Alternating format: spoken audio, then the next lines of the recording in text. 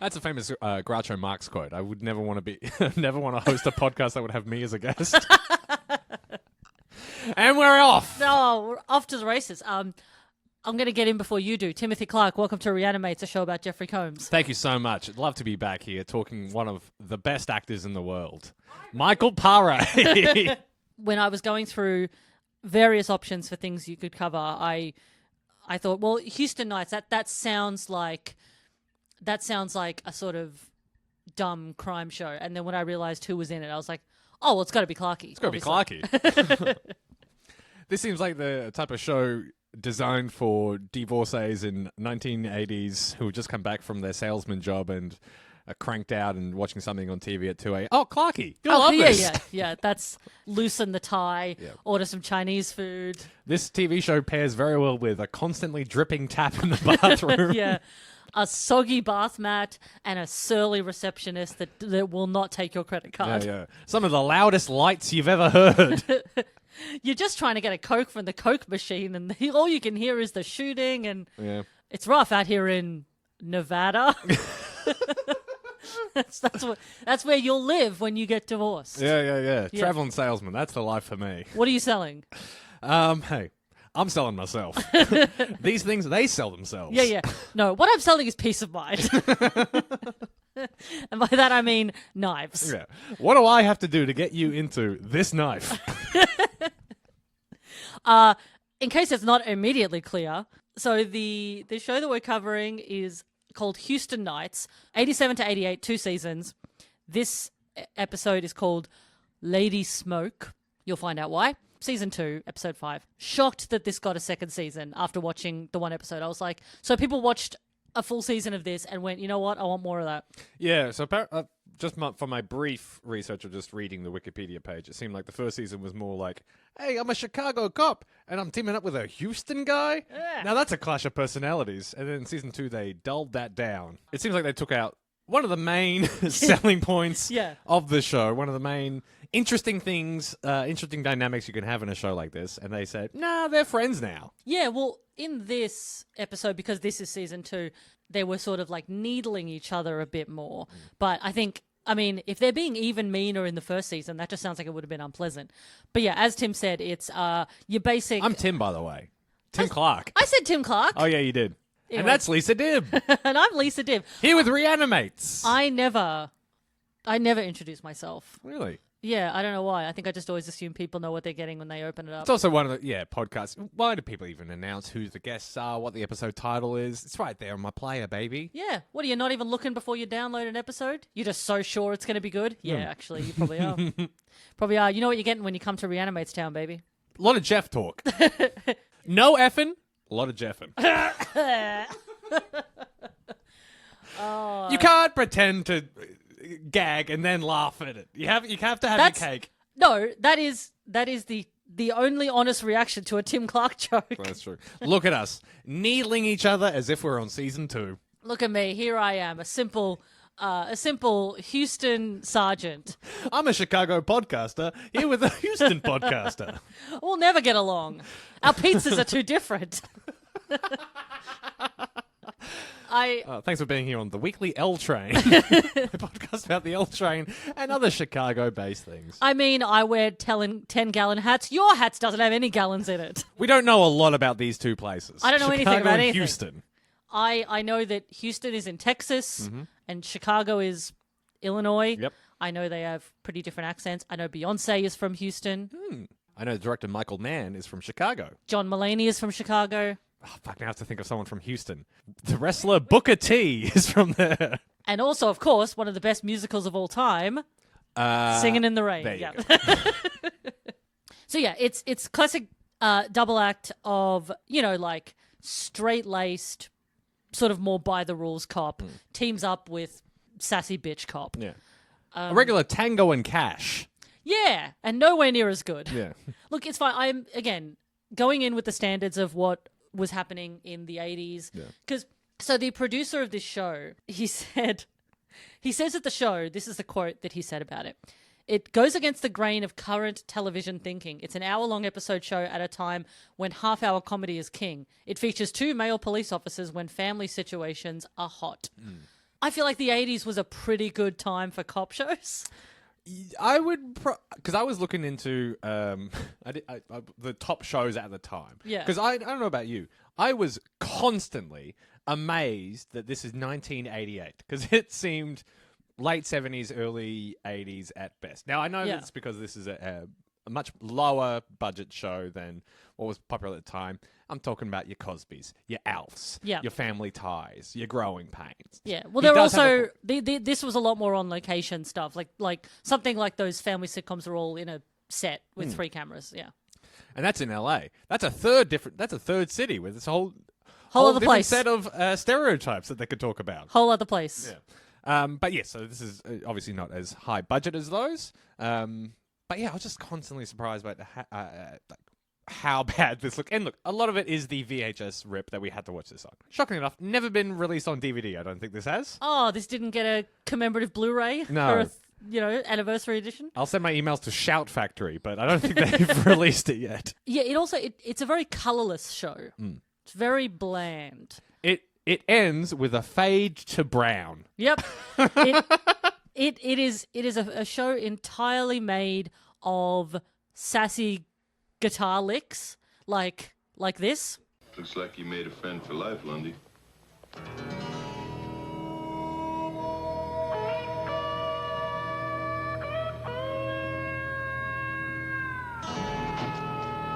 So just that, no matter what the tone of the scene is, there's always like that particular guitar lick that I would normally ascribe to like a comedic scene.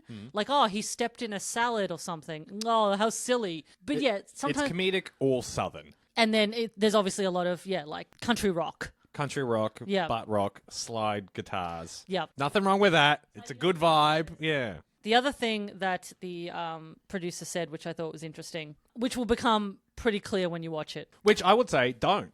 I think, let's keep it as you and me being the only people who've watched Houston Nights this millennium. I mean, look, it's up on YouTube, I think. I'm sure that people have stumbled upon it when like misspelling Whitney Houston's name or something. So the producer said that the leads needed to say what America should be. This was the quote. Houston Nights was created on a formula that started with Columbia Pictures. They had these 2 reelers during the 1930s using 2 leading men who always fought with each other. There was the same relationship between John Wayne and Randolph Scott in the 40s, movies like Pittsburgh. This is different for television, but has been in the movies since the 30s. These are principled men. They're in the 1980s, but with the conservative morals of the 1940s.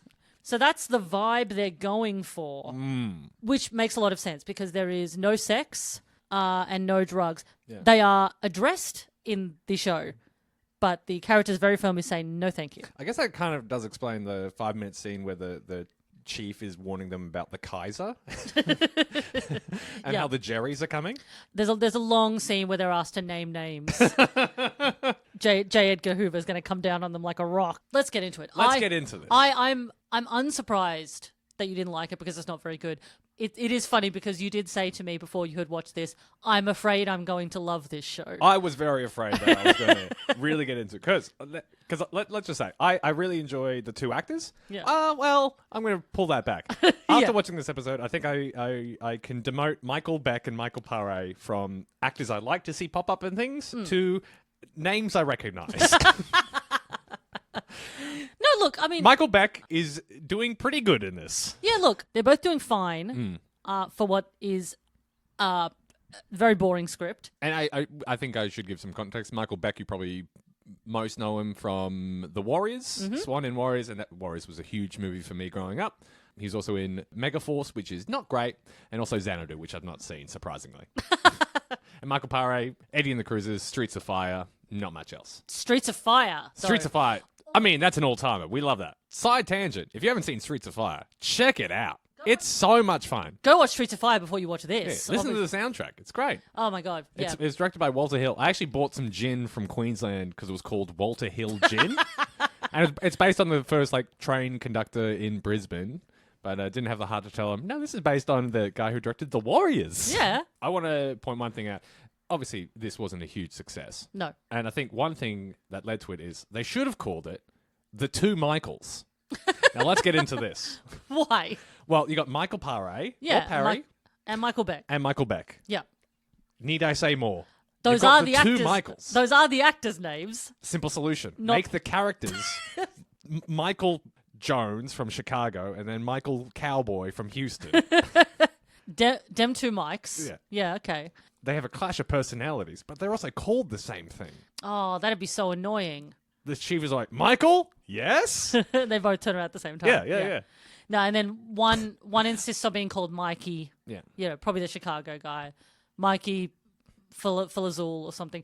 I don't know why I'm assuming that everyone in Chicago is Italian. I'm sure there isn't. Nothing wrong with being non-Italian in Chicago.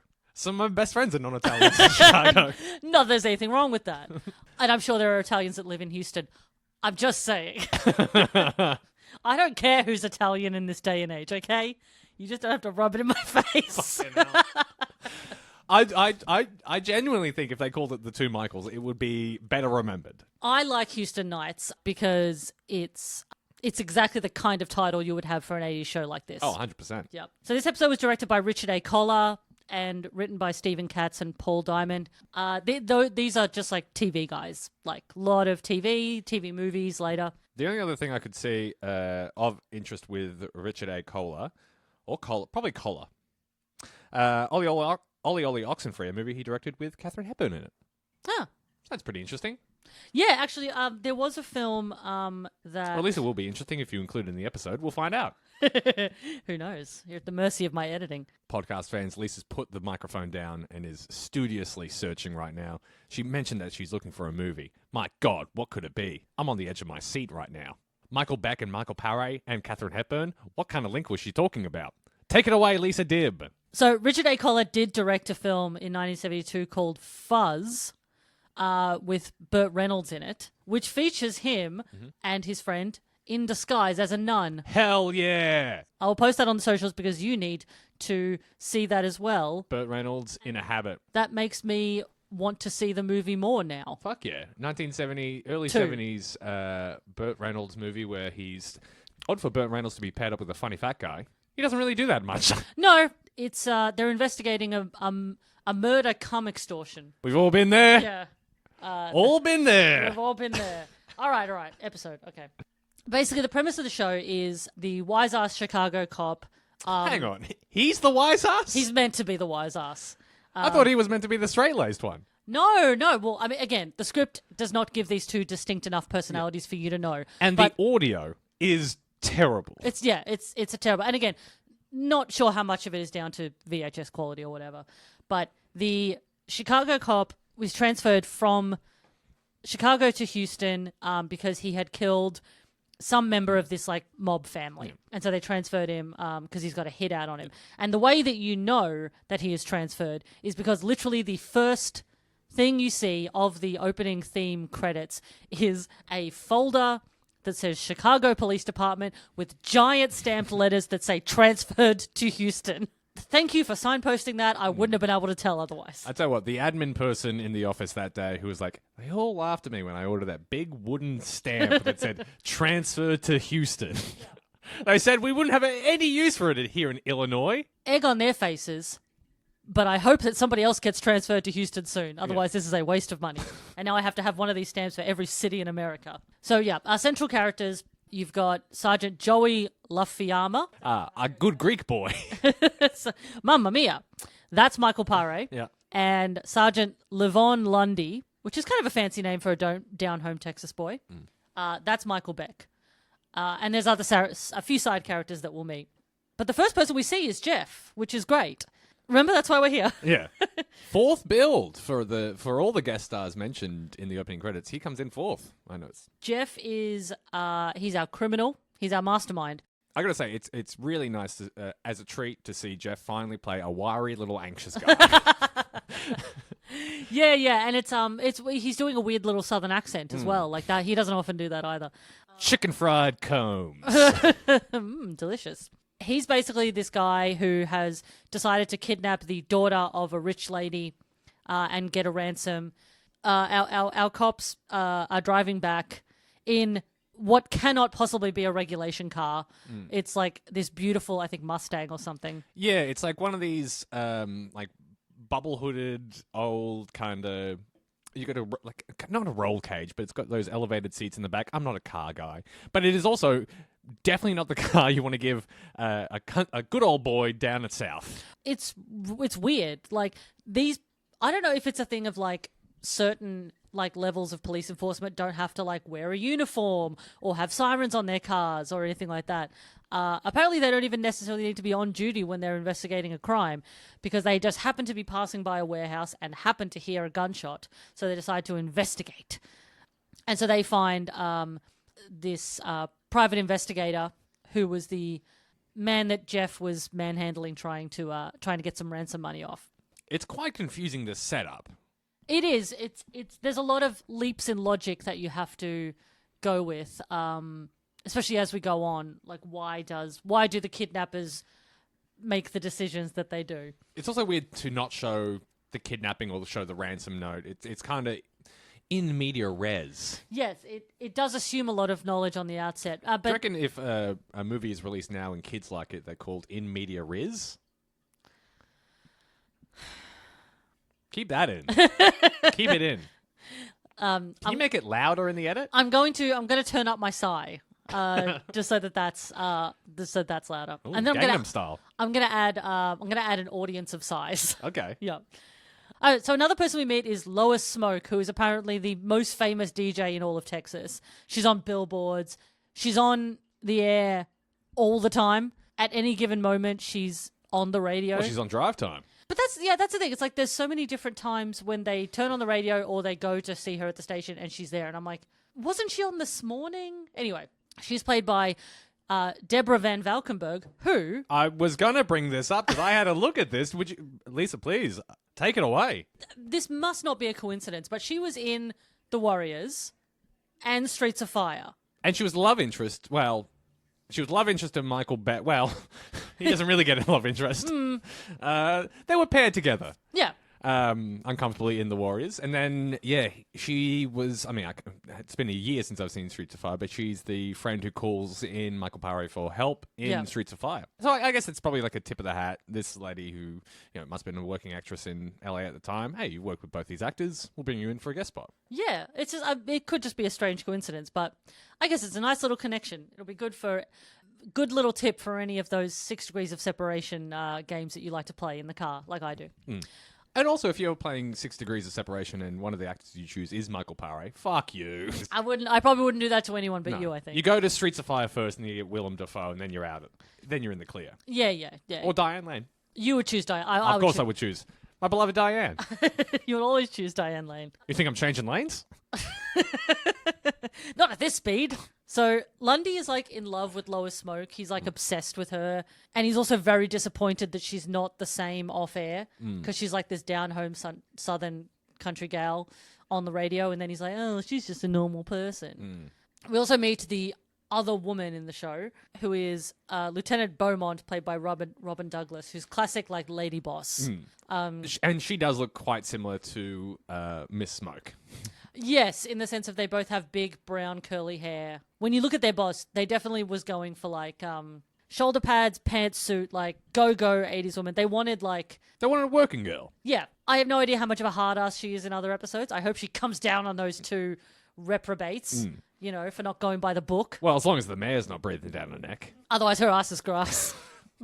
So for some reason, the kidnappers want to communicate with Lois Smoke, this radio DJ for the kidnapping. He said, I think Jeff's character says something like, you're the most trusted woman in Houston. So she's like the go-between? Yeah, this was quite confusing about what her involvement was.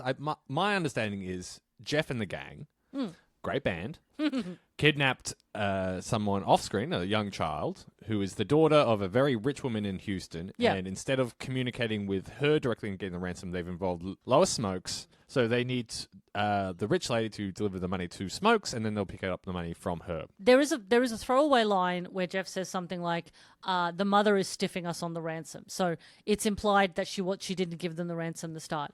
Well, as she mentions later on, damn, she's cash-free. Yes. Yeah. God, it was so weird hearing the term cash-free society. In 1987. Yeah, like... having to liquidate things, like sell off stocks. When did people start using, like, debit cards? I mean, this would have that would have been debit. I mean, credit cards since 50s and 60s, Yeah. maybe even a bit beforehand. But debit cards. I mean, debit cards only came in super hot around the 90s or so. This is a bit before my time, so I don't really know. But Yeah. people were using credit cards all the time back in the day. You remember the Home Alone 2, the card reading machine? I suppose so. Yeah, I guess maybe people were using their credit cards the way we would use like PayPass and debit cards and Possibly. stuff. Yeah. Hey, old listeners of the show, call in. Yeah. 1-800-JEFF-HEAD. It's unfortunately spelled GEOFF because the other one was already taken. Yeah, by a sex line. So Lundy very kindly offers to put up this woman that he has been hitting on for like an hour to his house, all in the name of her protection, obviously. The one thing I noticed throughout this show, and I imagine something throughout the season, deeply unprofessional behavior from both of these cops. They're terrible cops. They're terrible humans and terrible cops. Yeah, it's shocking. I mean, hey, sometimes you got to break the rules to get the job done. Hey, if we went by the book, that little girl would be dead by now. The same book that I'm throwing at you right now? Lundy! I want your badge. I want your gun. I lost mine. Can I have it, please? So I guess, because we cut to the next morning, and I guess Lafayama also like stayed the night at Lundy's house with Lois Smoke, because he and Lundy are hanging out in the kitchen, and Lafayama doesn't have a shirt on. May I just say, Michael Paré, looking good. Oh, yeah. Looking jacked, brother. Wouldn't kick him out of bed. Well, the character possibly. The character would bore me to tears, obviously, judging by this episode. There is a couple of instances in this where he didn't need to have his arms or chest out, but he did. Oh, plenty of opportunities for that. He's also like talking to Miss Smoke with a shirt on, fully open. Yeah. Button up when you talk to a lady. It's completely pointless. It's like when you see people riding a bike and they're wearing the helmet, but they have not clasped it under the neck. Pointless and dangerous. He just doesn't want to get fined. The show is shot very oddly, I noticed. Like, there's a lot of instances where the camera is placed in a way where there's, like, props in the way, and it seems like that's meant to be artistic, but it's just kind of distracting. It's also, again, we don't have all the information here. My special collector's box set of this is still on the way, so I haven't listened to all the commentaries as of recording. But it does seem like it was shot in... I'm going to get the maths wrong, but it seemed like it was shot in a different aspect ratio to what it was originally shown. Because it seems it's TV, it's 80s TV. It's really boxed in, but it seems like it's filmed wider screened, and they've just had to pan and scan. Because a lot of the edges are being cut off. It's focusing on weird parts. Yeah, that makes sense. Yeah, there's especially when they. And look, I feel bad criticizing the director of Ollie Ollie Oxenfree with Katharine Hepburn, but sometimes even our heroes falter. It's fine. It's just something I noticed that was a bit distracting. But hey, you're welcome to try new things. Television. So another side character we meet is Clarence, who also I think goes by Chicken. And he owns Chicken's Barbecue. Yes. Which is a confusing name if you're a Texan barbecue place, because it reads to me as if it's a barbecue chicken place. Yeah, and that's the thing. Chicken, when you think of American barbecue food, it isn't usually chicken. No. It's usually like, I don't know, ribs and Links and pulled pork and yeah, one slice of white bread. Chicken's way down the list. Yeah. You know, so you maybe would, like a jerk chicken, but you're not getting that. really, really like bad attitude kind of chicken, yeah. Yeah, maybe I'll crow today, maybe I won't. Who cares? You want to cross this road? Fuck you. Why? Do what I want. Make my own rules. Puts on sunglasses. So yeah, we meet Chicken. So we meet Chicken. He only really gets one scene, but I think the idea would be that he would be like the everyman in this. I was wondering how many times they go visit Chicken's Barbecue in this show. At least once a week for 20 weeks. Yeah. You know? Yeah, it's their Moe's. The actual vibe of the place looks great because it's got three things that I love in a old style restaurant. It's got a jukebox, it's got big neon signs, and it's got pool tables. Hell yeah. Yeah. Perfect opportunity for a fight to break out. A pool cue over the back, Yep. a chair to the side of the head. Push the face into the jukebox, smashing the glass, but somehow a song is still playing, and the song is oddly fitting to the fight. Yeah. It's like a slow tune, and then someone's head goes in, and it's like... Yeah, Wacky Races starts playing. Yeah. A lady smashes a glass over someone's head, and then they roll him down the big Rolling bar. down the bar. Yeah, it's a long bar. Yeah. There's no glasses His on head goes through a wall, and there's a bunch of women getting dressed, and they go, and they run out. Yeah, his head happens to go through a big sign that when his head goes through makes it look like his head is like popping out of someone's butt or something. Yeah. And then two partners are fighting, and then one of them turns and accidentally punches the other guy and goes, sorry! Yeah. Obviously, like, there's a whole table full of cream pies that happen to just flip up at exactly the right time. Yeah. The poker game's ruined. Oh, and all those dogs were having such a good hand. But the piano player... Well, you can't fault him. He stopped as soon as the people walked in and obviously looked, but then immediately went back to playing. He's so pissed at the jukebox. He's taken away all his customers. Movies are so easy. Oh. Just do this for 90 minutes. We've just written a classic Barroom Brawl. Barroom Brawl. That's all you need. Barroom Brawl would be a good name for a movie. Anyway, let's go back to Chicken's Barbecue. Chicken's Barbecue is where La Fiamma and Lois are having something to eat, and she tells him about her tragic backstory, which she has to have because she's a woman in a TV show. So she lived in New York with her husband, who was killed in a street mugging, and then she got addicted to pills, but she's clean now, even though she has pills on her. Yeah. Big red ones. She's always looking at the pills. She likes to look at them, yeah, just to consider, going back. But she doesn't because this is a very conservative show, and you can't have the love interest be on drugs. That would mean she would have to die by the end of the episode.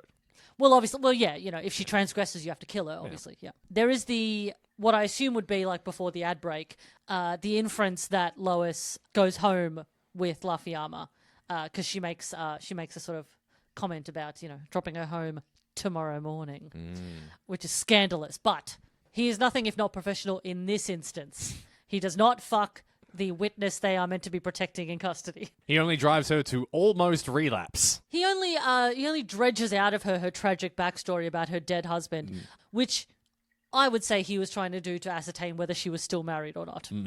I also think that presumably he didn't want to fuck her because he knows Lundy would like to fuck her as well.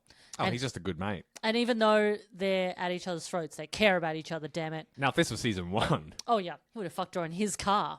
Which is very uncomfortable because, as we mentioned, it's bubbling Oh, it's hoods. so slippery. Yeah. Oh, you can't get any purchase on it. So they have a very brief, not argument, but gripe about it where Lundy thinks that La Fiamma fucked Lois, which, again, they're treating as like a personal gripe as opposed to like a major professional conflict of interest and sign of a terrible cop. But our coppers go to see the mother of the girl, whose name is Lisa, which is why I'm not calling her that. The name Lisa gets name dropped a lot in this episode. I know, and I don't know. I feel weird when characters have the same name as me. So it becomes very clear that they say it becomes very clear that the rich lady doesn't have the ransom money. They base this on the smallest inferences. One, that there's a bunch of like rose petals that have fallen off basically there's a flower that's dying on a table. And the petals. She can't afford the upkeep around her own house. And she's flustered by it. Yeah, and he's like, oh, rich lady doesn't answer her own door. I'm like, her daughter's been kidnapped? Maybe she's like not cleaning the house a lot? Anyway, the motives of the no doubt stressed woman are put on the back burner. They say that they have like the government or something, or maybe the police department has a fund for people who need ransom to get people back. Like if you've been asked to... Yeah, the ransom fund. Yeah. Just, like a big pot of money that if somebody gets kidnapped, you can just dip into it to get them back and then maybe pay it back. One of the least corruptible things you can have with a police force. Oh, no. A big bunch of money. Big bunch of money. Do you have to prove someone has been legitimately kidnapped? How do you even prove that? I guess you have to cross-reference where the newspapers, as part of the ransom note, have come from. Because if they all come from the same newspaper, that's a rookie mistake. Oh, yeah. Yeah, you got to cut it out. We're not dipping into the funds for these guys. You need an Age. You need a Women's Weekly. You need a K-Zone. You need to do a John Benet Ramsey and just take it from a notepad that's already in the fucking house, apparently. You need to request the exact amount of money in the fund right now. You need to request the exact amount of money that the parent of the child had gotten in a Christmas bonus that year. You have to eat pineapples and cream at Christmas. What a Let's not turn this into a true crime podcast. Oh, what a fascinating story. I mean, It is, yeah. It's I the would- details that make that story. I think that if I could know any fact in the known universe, it would be who killed John Benet Ramsey, because it is killing me. Yeah. I would love to know. I mean, it was probably just some rich pedophile, but it would still be good to have a name. Hi, nice to meet you. My name's Rich Pedophile. I'm poor. Don't call me Dick. Or by my last name. Don't call me. I've changed my name for reasons. This is just a little clip of the way these two talk to each other and the kind of vibe you're going to go for. I'm not just a cop, Lundy. Why the hell do you think I'm talking to you like this, Lafayama? I'm not just a cop either. I am your partner, man. So it's that kind of thing. It's, against all odds, they're friends and they're with each other, even though they're so different. If you're also trying to place this in a certain point of time, there are, I think I counted 2 jokes about eating sushi. Yeah. Now, these highfalutin Yankees coming down south thinking they're going to order some sushi. Mr. Lundy's got something to say about These that. highfalutin Hollywood types with their Japanese food. This guy from Chicago who's either too straight-laced or not straight-laced enough thinks he runs this town now. Fascinating to see the way different cultural touchstones have aged. I cannot imagine anyone finding any novelty in sushi in this year of our Lord 2024. I don't know. I've heard Houston is a massive sushi hub. Oh yeah, yeah. It's a lot of fish in that place that's very close to the ocean. This is also around the same time that there's still a few scenes of Jeff. Let's not beat around the bush about why we're here. We're talking Jeff. Jeff. He's also, costume-wise, he's wearing a white shirt that I think starts buttoned and tucked in at the start, but by the end is unbuttoned and really loose. And it's a really big white shirt. It's a bit too big for him. Yeah. Every time I saw him out of the corner of my eye, it did think, oh, I'm watching Reanimate. Jeffrey Combs running around in a big white coat. The only note I would have given him in this is, you know what? It's too pared back. He could have been crazier, Jeff. He doesn't have a lot to do. I will say that he doesn't have the big juicy plum guest star role you want in something like this. Well, they don't give him enough scenes in terms, like, he's meant to be the main villain. They don't give him enough scenes. Obviously, they're fucking around with our cops too much. But yeah, he's just like your generic bad guy. You know, he makes like vaguely threatening phone calls. And again, I think because this is a fairly conservative show, it's also conservative in how creative and interesting it wants to be. Yeah. The fact that we don't see the kidnapping at the start, we don't really get the fact that it's a kidnapping until like a third of the way through. Yeah. It does make this seem like the second part of like a 2-part episode, where the first half is more about Jeff and the crew kidnapping them. Yeah, that's true. I don't know, establish more about their relationship with Smokes. Yeah, and I don't think we even find out. Do we even find out who the rich lady is? Like, why she's rich? Or is she just No, she's just possibly in some throwaway line, which again is really hard to hear every line of dialogue when there's this tinny VHS. When we do eventually go to the prisoner swap, The drop-off. The drop-off, thank you. It's really weird that switch. They want Lois for this. Like, at this point, why? Like, she's not trained in any of this. Like, she's just some DJ lady. And you wanted to be handling huge sums of money and dealing with, I mean, we're not assuming that the Jeff character is a criminal genius or anything. But anyway, the crooks, they try to take the money without Maybe giving... Jeff knows it's sweeps week. Yeah. And Louise needs some big hook for a show this week. What can we do besides giving out icy cold cans of Coke? Recognize this sound. Help, help, I've been kidnapped. If you know what that is, call in now. Is it a zip getting stuck on Velcro? No, but you are going to go home with Pepsi Max Hits 2002. Do they still do the Black Thunders? I've heard they've brought the Black Thunders back. This was like several years ago, so maybe they've stopped. Yeah. Well, for international listeners or people under the age of 40.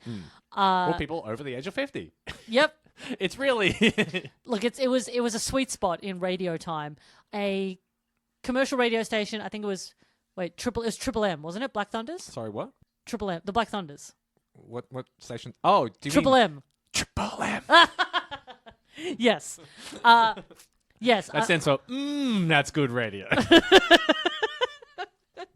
So they used to do these things. I don't even really know what they were. And maybe Americans and other countries have like local equivalents. But it was just basically like these big trucks that would be signposted with, they were just basically advertising trucks. And they would just like drive around and they would park somewhere. And then you'd be like, hey, the Black Thunders are out in Caroline Springs. Go and get a Coke or a free CD or something. Yeah, something like that. It's just promo people driving around. It's crazy the way promotion has changed. I mean, this was 25 years ago maybe. Truly the only thing now, the equivalent, is strip clubs in Melbourne CBD, which have huge, saucy billboards on trailers that cars just drive through the CBD up and down. But I also think that advertising has changed. I think nowadays, instead of like Black Thunders, you'd have to have like a viral skit of someone going through a drive-through and like pretending to find a hand in their burger or something. Something really shocking. Yeah, and then they're just like, oh my God, you wouldn't get this listening to Nova. They're trying to create warfare between the different radio stations to go viral. That is the one thing that I think has changed in my life more than anything else, is my willingness to listen to commercial radio. Right. Yeah, same. Absolutely. I used to really love listening to like, for Aussie listeners, like the Fox and what used to be Double TFM. And I now, love listening to Spoon Man on Mondays. oh, Rove used to have a Saturday morning show, I think, on Fox.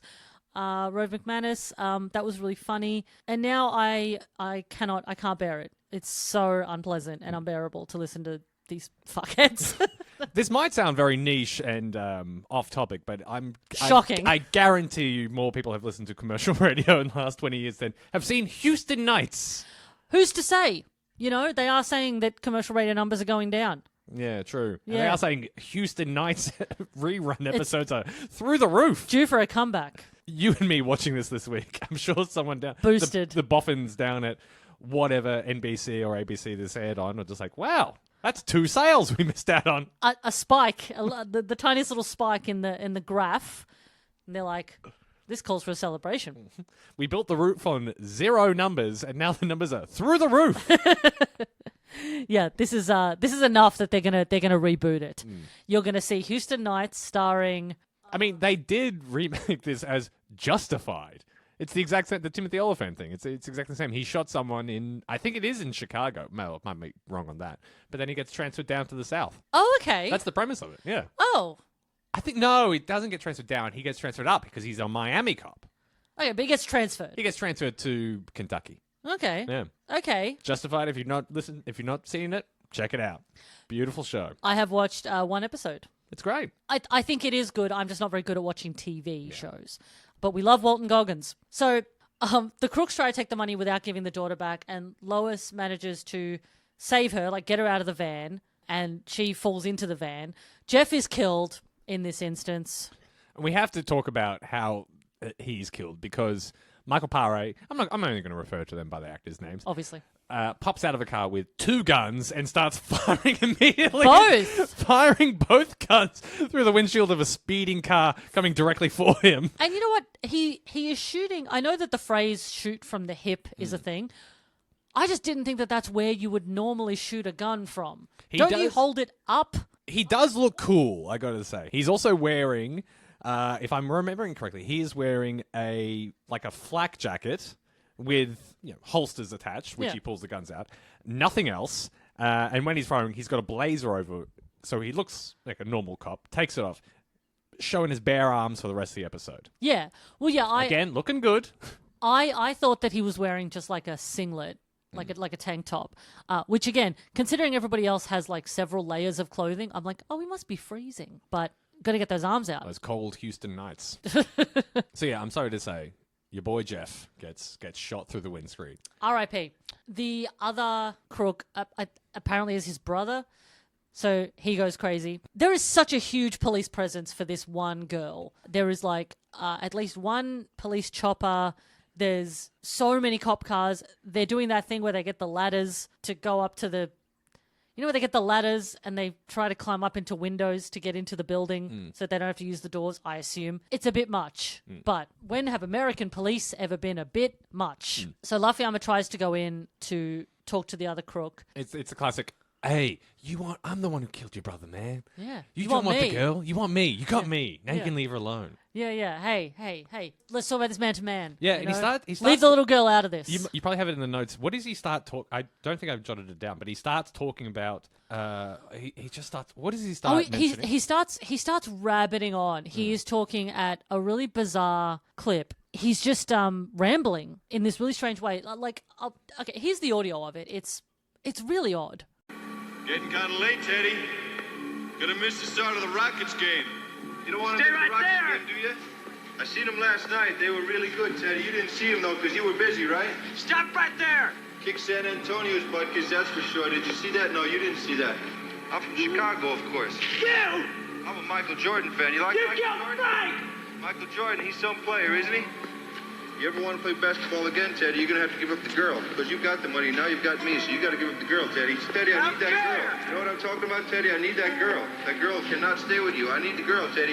You've got the Stop right money. there. You got to give it up. You got the money and you got me, so you got to give it up now, Teddy.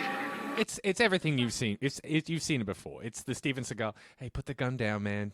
Tough guy. Hey man, you don't want to do this. You don't want to do this. Just come with me. You got your whole life ahead of you. I'll help you. Hey, you like sandwiches? You and me, we're gonna get a sandwich.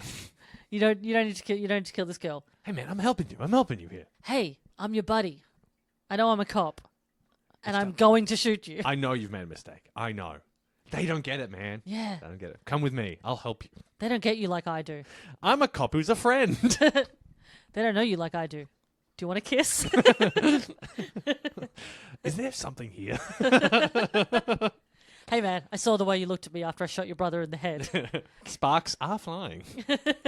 Now, Hey. you might have to direct this plane in for a landing here, because by this point I was struggling to figure out what was going on, because the quality of the rip is really bad at this point. It is shot very dark. This is pretty much the end. I mean, Yeah.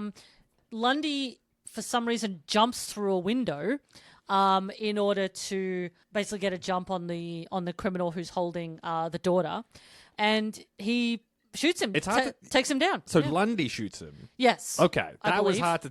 hard to tell. Oh yeah. Lundy shoots him. Yeah. Lundy shoots him because he jumps through the window, gets a jump on him. It was hard to tell if it was the window was a distraction and then Mr. Italian, shot him. Yeah.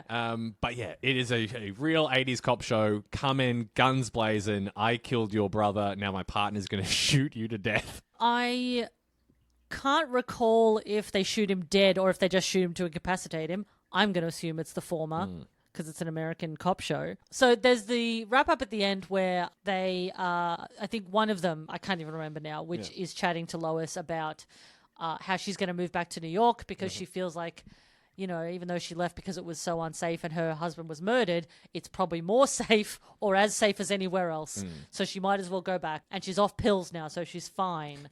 And you get that by seeing her look at her pill packet, smile, and then throw it away. Yep. Just get over it. And so we wrap up this fair episode of TV with not Lundy. What's Michael Parra? Let's just call him, driving away, listening to Lois Smokes On the radio, yeah. and then a beautiful fade to brown. Beautiful fade to just a couple of guys just doing their job the best they can. And then being interrupted by promos for Jake and the Fat Man and Wise Guy. It was fun to see Jake and the Fat Man because Jeff has also done an episode of Jake and the Fat Man, which I covered some time ago now. Nice. Wise Guy, very similar to Crime Story, a Chicago-based cop show. There is so much TV coming out of Chicago. For international listeners, an Australian, I guess one of the free-to-air channels here, you know, like your non-cable stuff. It on basically the streaming app for Channel 7 here, or Channel 9, there is a whole channel dedicated to Chicago TV. Oh yeah, you know, it's a huge franchise. The Chicago Med, Chicago Fire, Chicago PD. It's what, the same universe? Yeah, so it's like the new Law and Order universe, where Law and Order had the spin-offs like Criminal Intent and SVU, all that and stuff, they tried UK and Trial by Jury and stuff like that. So this, I think, it was I don't know the timeline of it, but it was some TV show, and they had a backdoor pilot because, hey, on the same network we're going to have Chicago Fire, which is about Chicago Fire Department, and then they had Chicago Med, and then Chicago PD, and All Chicago Rescue, stuff like that. This is what people like? And it's been going for about 10 years now. This is why I compared it to, it's a Dick Wolf creation. What? Who created Law and Order? The Chicago franchise. Oh, that makes sense. The Chicago franchise, brackets, also called One Chicago, is a media franchise of American television programs. Well, actually, no, produced by Wolf Entertainment, so he wasn't involved in it. So it's Chicago Fire, Chicago PD, Chicago Med, and Chicago Justice. God. Well, it's crossed over with SVU and FBI, which FBI also is a franchise as well. Fuck, this Dick Wolf has got it made. He knows what Americans want, and he knows how to give it to them. Apparently, yeah. And I didn't. I mean, Australians as well. I don't look. I'm not gonna say I don't see the appeal because we've all chucked on an episode of SVU over dinner or something. And I mean, again, I love the actors all involved. The Australian guy from House needs something to do. Like it'll come in waves, but there's always going to be a market for like crime shows like this. It just depends on the format. I mean, I feel like this sort of like unlikely duo thing isn't as popular anymore, but who knows? It'll make a comeback. I want to see more Rizzoli and Isles, something. Hell yeah! What's look, I think that there's, rather than like a ragtag group, like your Brooklyn Nine-Nine, sassy characters, just two, chalk and cheese. Yeah, moonlighting. The Rizzoli and Isles of the world have sadly parted. Yeah, people just don't want to see like unlikely animal friendships anymore. Do you ever go up to a couple and go, which one's Rizzoli and which one's Isles? So that's Houston Nights. I mean, it was fine in the sense of it was unremarkable, but I imagine if you were in your late 30s in 1987 and you turned this on at 11 p.m. around, yeah. Yeah, there was a rerun. I do. It's this or it's this or Carson. It's this or Time Life ads. I do miss the reliability, I think, of commercial TV, of that idea of, because we've got streaming, we've all got like, DVDs, Blu-rays, stuff on hard drives.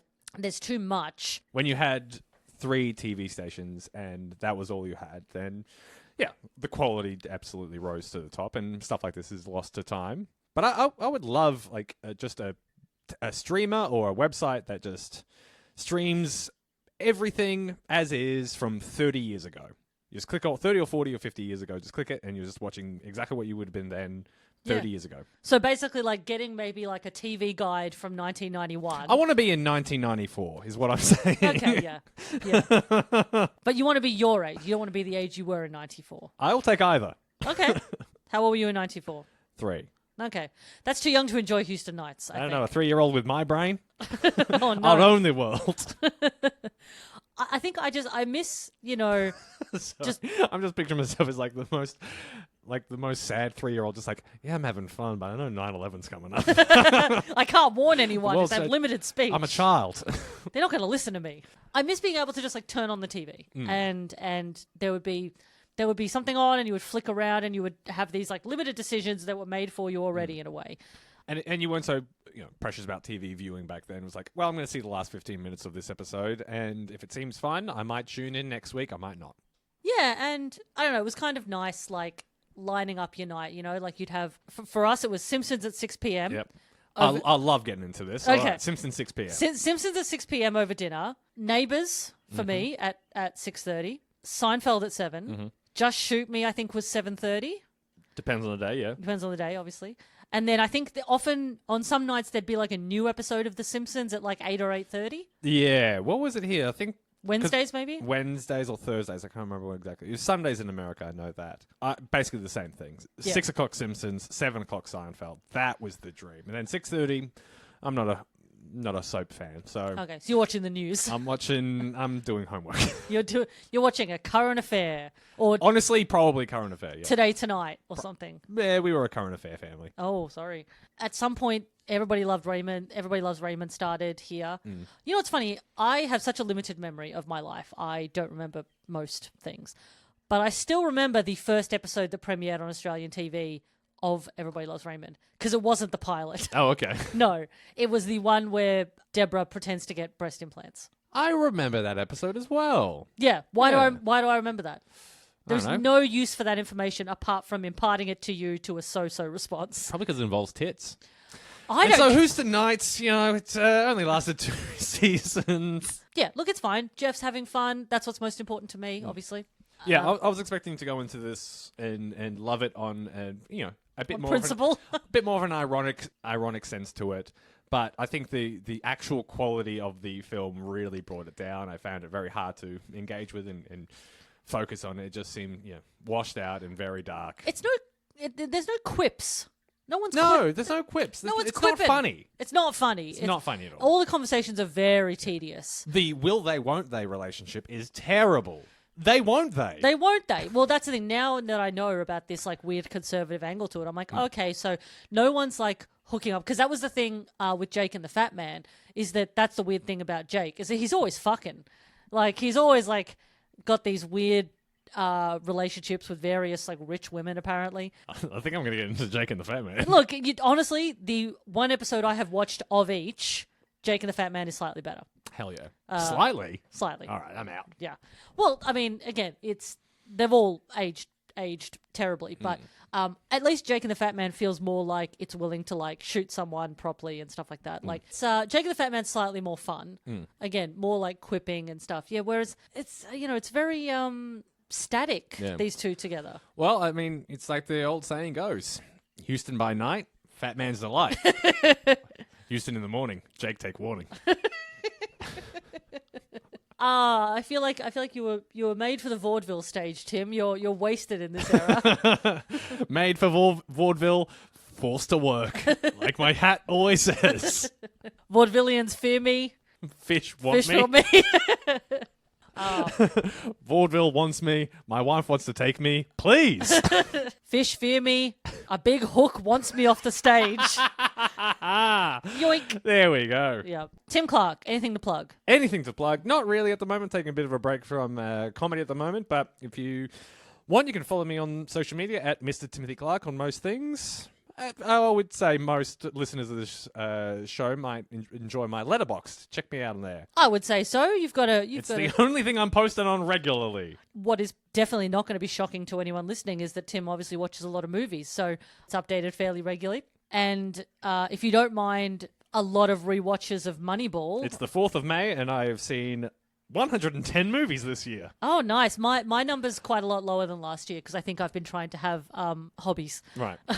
Not me, thank you. I'm leaning into the skid. Just, the what? The skid. Cut this.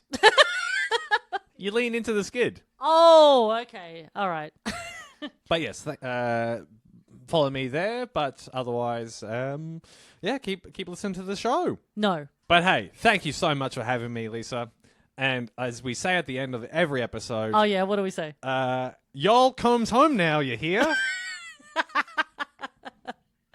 Awful. Y'all comes back now, you hear? All right, that's better. All right. Thank you. We did it!